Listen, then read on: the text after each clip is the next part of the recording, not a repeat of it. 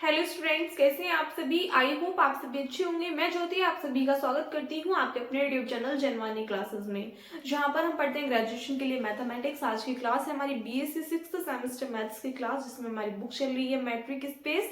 And कल हमने इसमें चैप्टर स्टार्ट किया था फर्स्ट, जो कि मैट्रिक स्पेस ही है। तो इसमें डेफिनेशंस हम पढ़ चुके हैं, 2 थ्योरम्स आपको कल कराई थी। आज एक इंपॉर्टेंट थ्योरम स्टार्ट करेंगे, जो कि है प्रोडक्ट ऑफ मैट्रिक थ्योरम, जो कि एग्जाम में आपसे या तो डायरेक्टली इसका स्टेटमेंट गिवन होगा, जो कि बोर्ड पे लिखा भी हुआ है आपके सामने, और आपको क्या करना होगा, इसको प्रूफ करना होगा। या फिर क्वेश्चन आपसे इस टाइप से पुट अप कर सकता है कि state and proof product of metric theorem. तो उस कंडीशन में आपको इसका स्टेटमेंट भी देना होगा एंड इसको प्रूफ भी करना होगा। मैंने आपसे कल ही ये बात बोली थी कि अगर आपको चारों जो एक्सियम्स है वो याद नहीं होंगे, 4 प्रॉपर्टीज लिखाई थी किसी भी डी को मैट्रिक स्पेस होने के लिए, अगर वो प्रॉपर्टीज आपको नहीं याद होंगी तो आपको फिर कुछ भी समझ में नहीं आएगा चैप्टर में। तो आप में से जिन स्टूडेंट्स ने याद कर लिए बहुत अच्छी बात है, वो साथ के साथ अब रिवीजन करेंगे, और जिन्होंने याद नहीं किए वो एक बार दोबारा से देखेंगे कि चारों प्रॉपर्टीज हैं क्या। उसके बाद में फिर अपना टॉपिक जो है उसको स्टार्ट करेंगे। ठीक है, तो मैंने आपको क्या बताया था कि सपोज दैट एक कोई भी नॉन एम्प्टी सेट लिया हमने एक्स, तो अगर हम कोई भी मैपिंग ले रहे हैं डी सच दैट किस पे एक्स क्रॉस एक्स पे, जो कि टेंड करे किस पे आर पे, और आर क्या है, रियल नंबर्स का सेट है। तो इस डी को हम क्या कहेंगे, मैट्रिक कहेंगे, यदि ये 4 एग्जाम्स को सेटिस्फाई करे। तो फर्स्ट क्या था कि distance between x comma y is greater than equals to 0। Second exam क्या था कि distance between x comma y is equals to 0 if and only if x किसके इक्वल हो, वाई के इक्वल हो। और यहाँ पर एक्स वाई सभी किसको बिलोंग करेंगे, एक्स को बिलोंग करेंगे।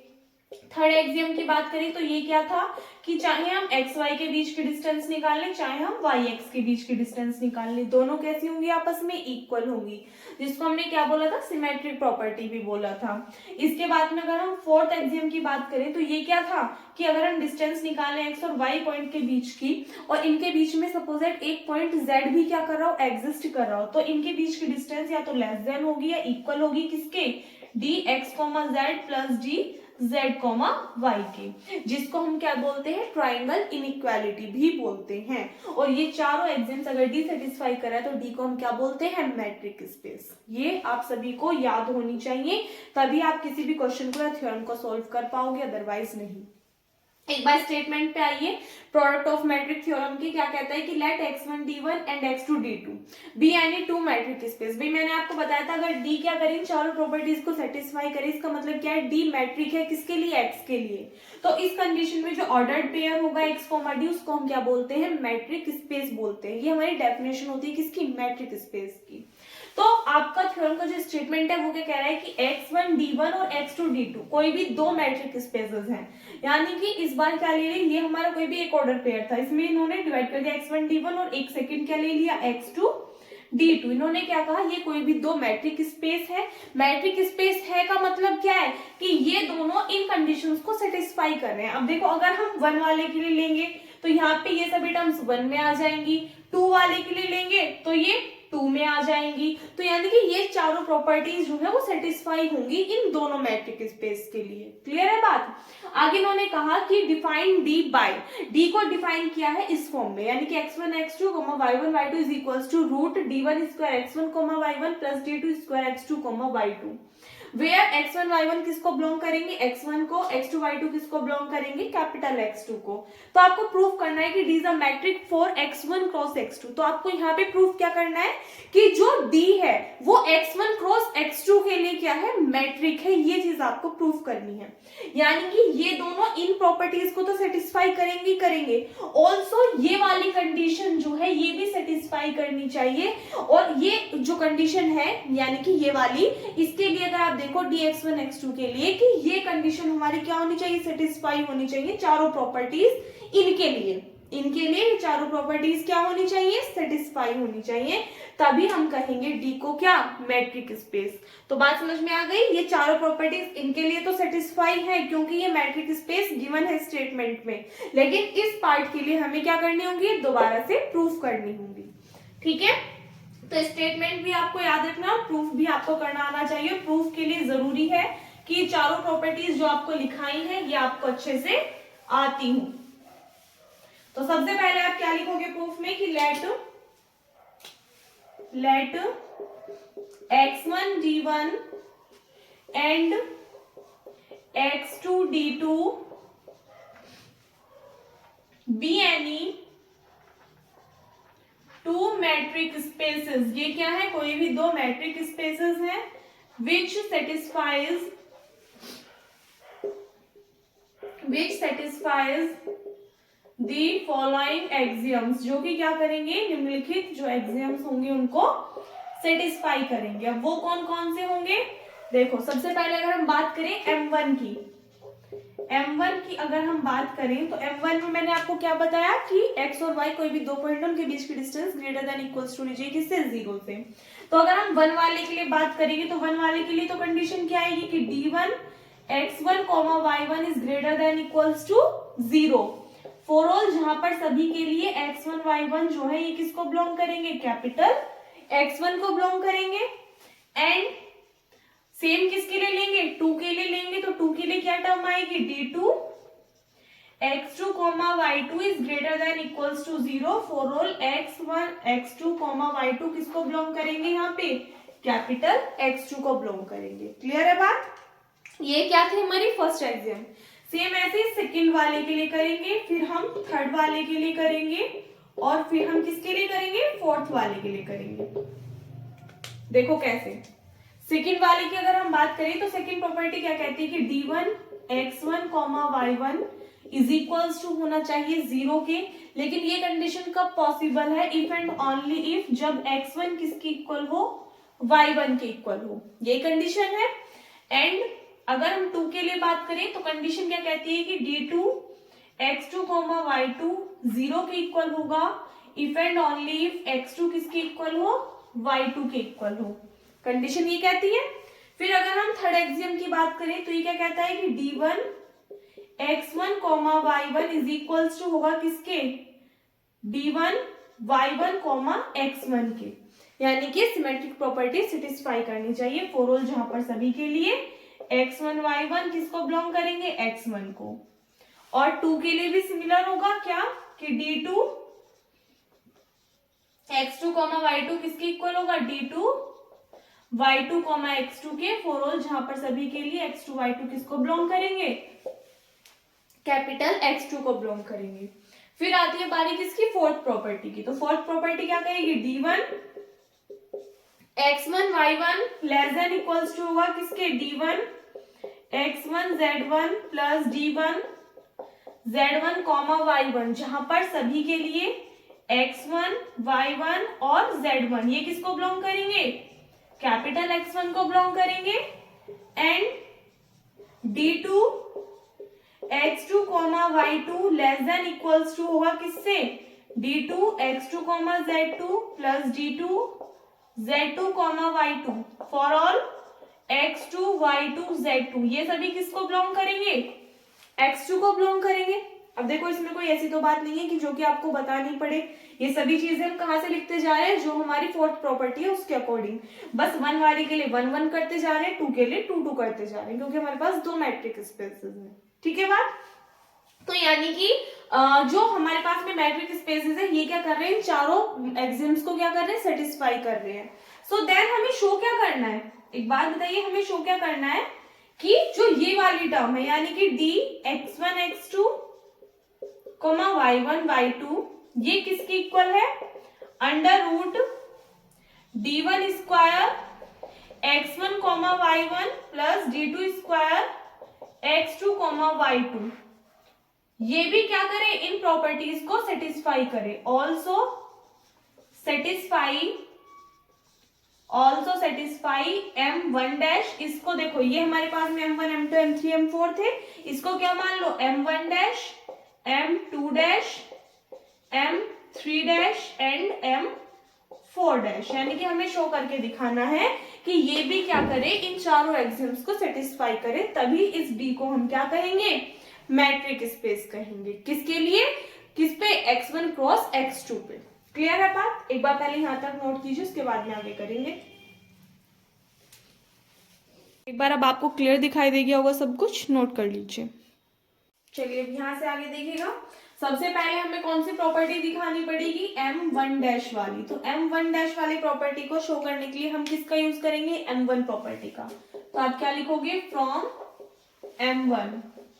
m1 प्रॉपर्टी हमारी क्या कहती है, यानी कि जो फर्स्ट एग्जाम है वो हमारा क्या कहता है कि यदि d1 x1 y1 is greater than equals to 0 है and d2 x2 y2 is greater than equals to 0 है।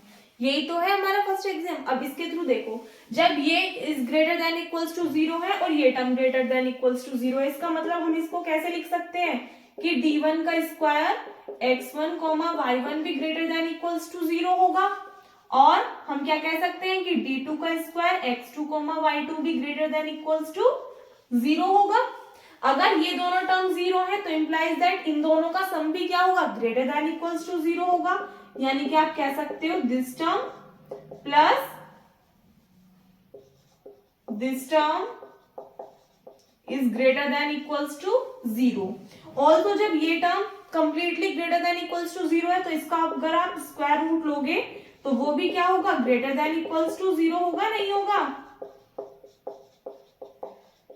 Is also greater than equals to 0। और ये टर्म हमारी है किसकी इक्वल एक्चुअल में, d x1 x2 y1 y2, तो ये भी क्या होगी, ग्रेटर देन इक्वल्स टू 0 होगी।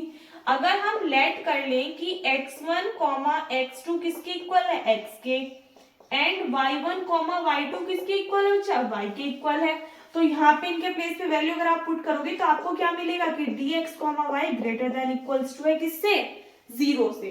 तो ये क्या होगा, यहाँ पे हमारी फर्स्ट प्रॉपर्टी सेटिस्फाई हो रही है। इसका मतलब अगर हम m1 डैश निकाल रहे हैं तो वो क्या निकल करके आ रहा है, m1 आ रहा है, जो कि हमारी एक्चुअल प्रॉपर्टी है। तो इसका मतलब फर्स्ट कंडीशन क्या है, सेटिस्फाई हो रही है।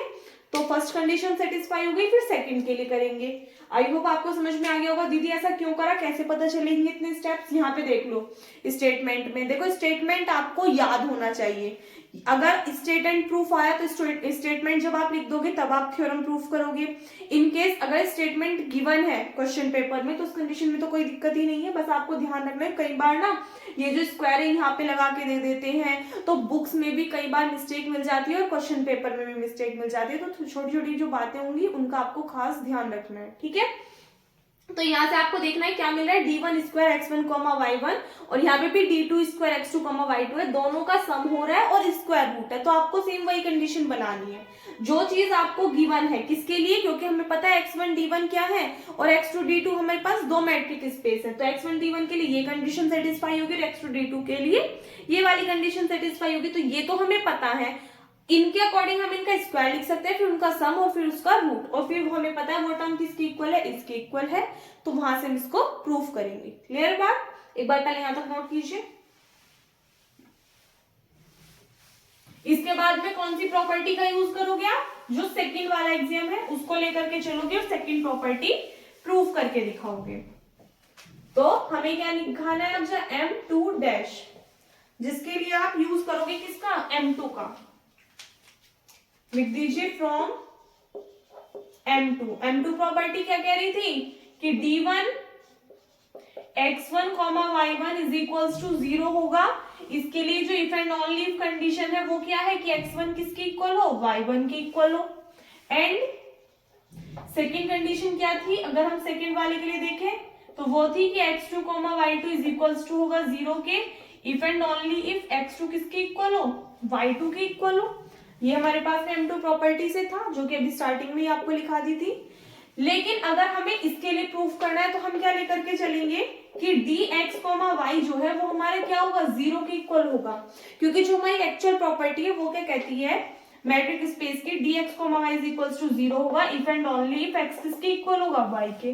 तो हम ये लेकर के चलेंगे और ये क्या कर देंगे, यहाँ पे प्रूफ करके दिखा देंगे। देखो कैसे लेकर के हम ये चले, this is equals to 0।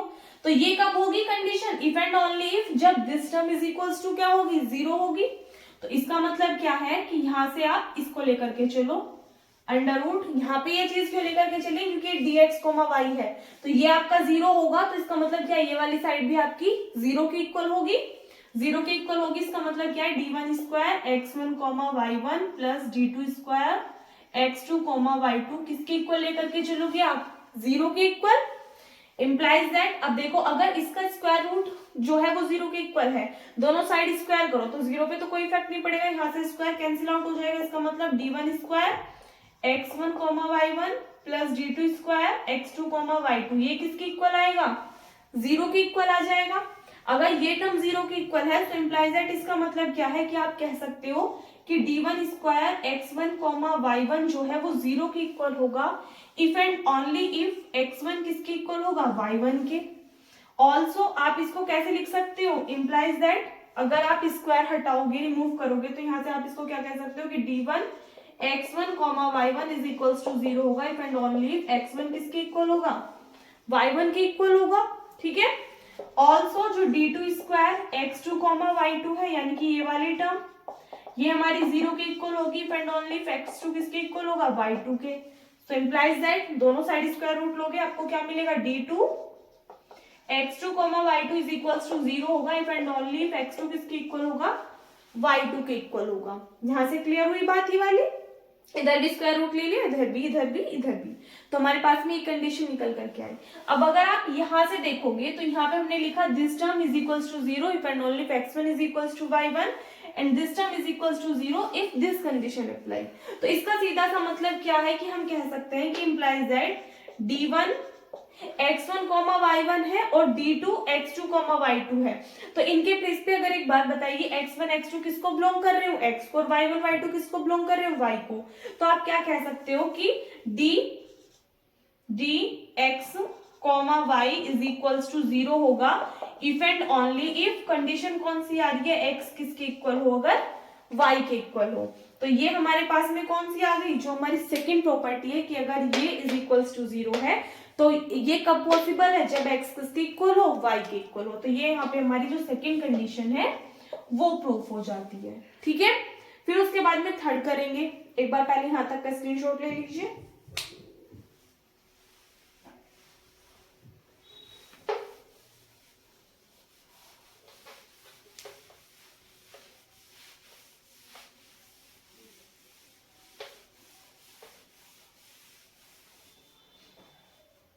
M3 dash ये वाली प्रूफ करेंगे, तो इसके लिए किसका यूज करेंगे हम, M3 का।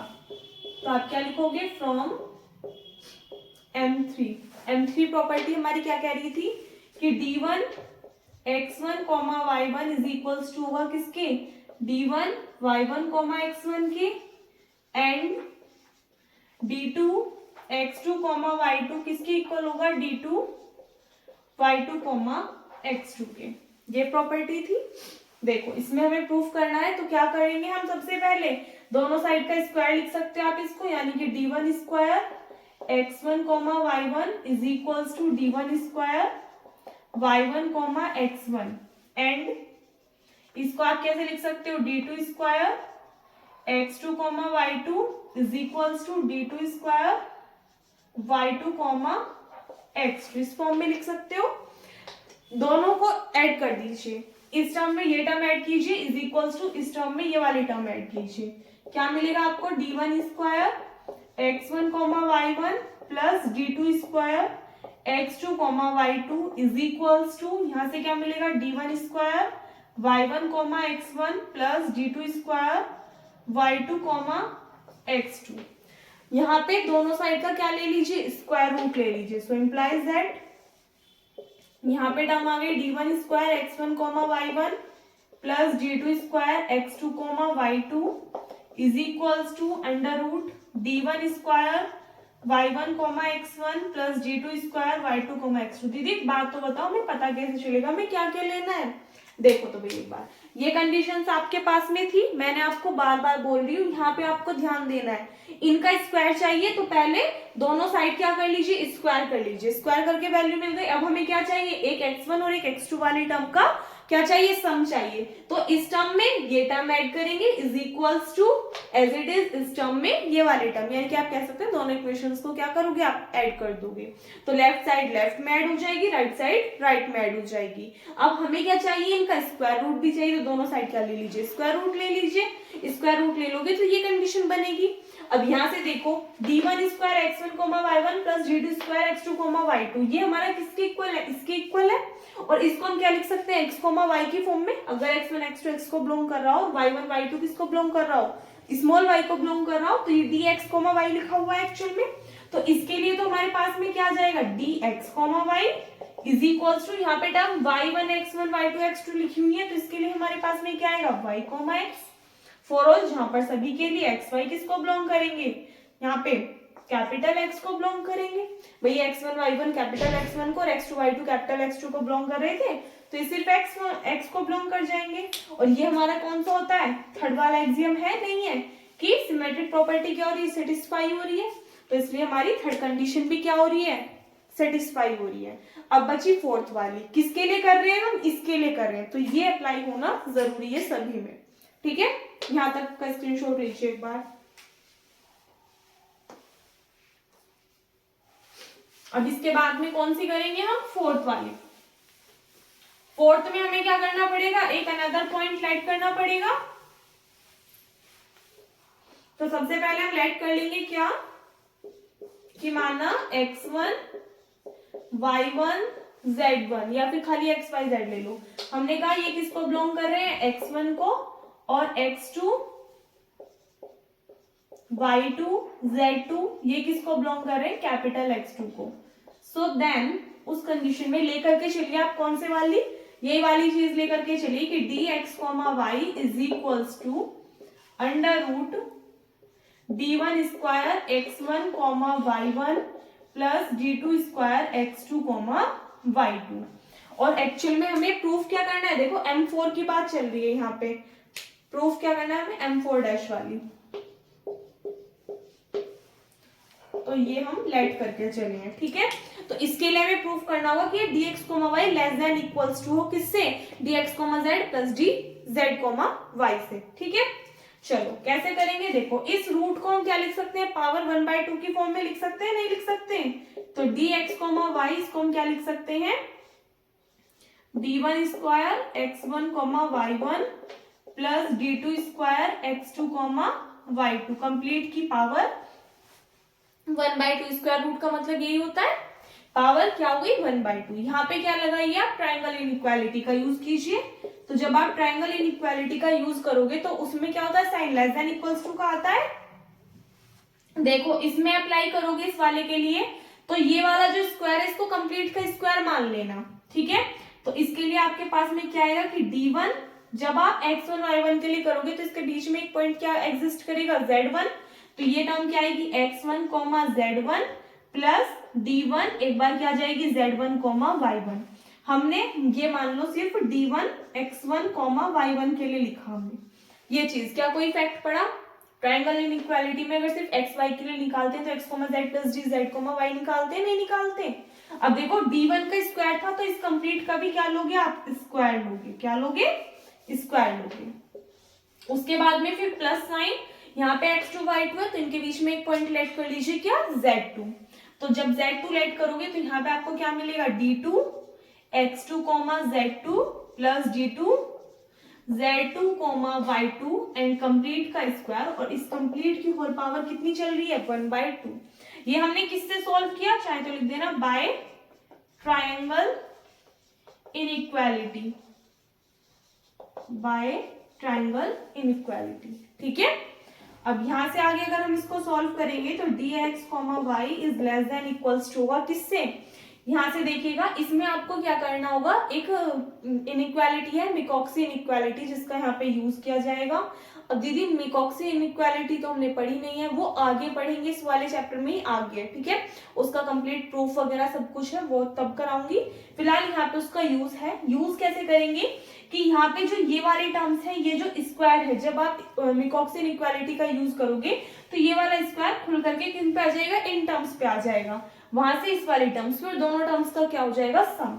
फॉर एग्जाम्पल जब यहाँ से आप इसको सोल्व करोगे तो ये आपको मिलेगा d1 square x1 z1 plus यहाँ से टर्म मिलेगी आपको क्या, d2 स्क्वायर x2 z2, फिर प्लस ये तो आपके पास में आ गया किसके लिए, इसके लिए, ठीक है। और यहां से अगर आप देखोगे ये जो कंप्लीट की पावर 1/2 है ये एक तो इस पे आ जाएगी, और नेक्स्ट अगर आप देखोगे टर्म क्या लिखी हुई है d1 z1 y1, तो ये हो जाएगा d1 square z1 y1 plus यहाँ से टर्म क्या आएगी, ये d2 का स्क्वायर हो जाएगा z2 y2 एंड इस कंप्लीट की पावर भी कितनी आएगी 1/2 बाय मिकॉक्स इनइक्वालिटी लिख देना साइड में बाय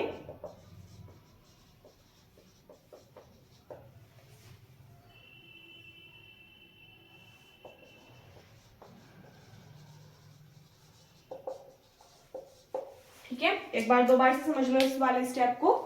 सबसे पहले क्या होगा, ये वाला जो स्क्वायर है ये इन दोनों टर्म्स पे आएगा, ठीक है। तो पहले ये इस वाली टर्म पे आएगा प्लस इसके साथ में जो ये वाली टर्म है सेकंड वाली का जो सेकंड वाला पार्ट है इसकी फर्स्ट टर्म जो है d2x2 z2 इस पे भी स्क्वायर है तो इसके ऊपर भी स्क्वायर आएगा, इन दोनों का सम और कंप्लीट की पावर क्या आ जाएगी 1/2 आ जाएगी। फिर प्लस साइन सेम इसके ऊपर भी ऐसे इसका स्क्वायर प्लस इस टर्म का स्क्वायर एंड कंप्लीट की पावर क्या आ जाएगी 1/2 आ जाएगी। ये हमारे पास में सॉल्व करके आ गया। एक बार पहले यहां तक का स्क्रीनशॉट लो फिर इससे ऊपर कराती हूँ।